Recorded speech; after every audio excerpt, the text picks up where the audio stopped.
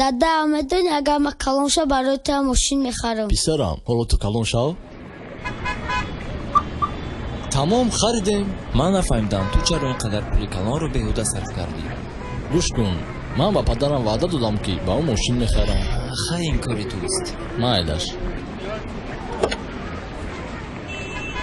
دادا ترا چخل ماشین معقوله.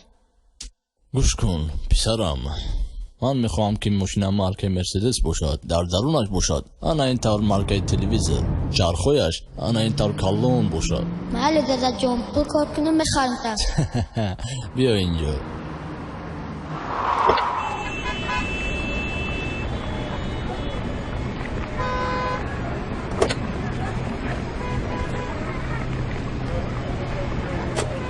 پدر ای موهب پروردگارم،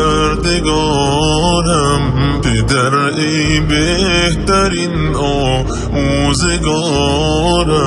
تو با من بودی و با من نشستی، شدی آن خنده هایت یادگارم، شدی آن خنده هایت یادگارم.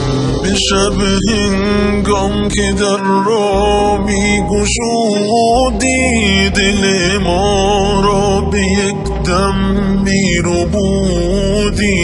به قربان تن و آن روی ماهت غبار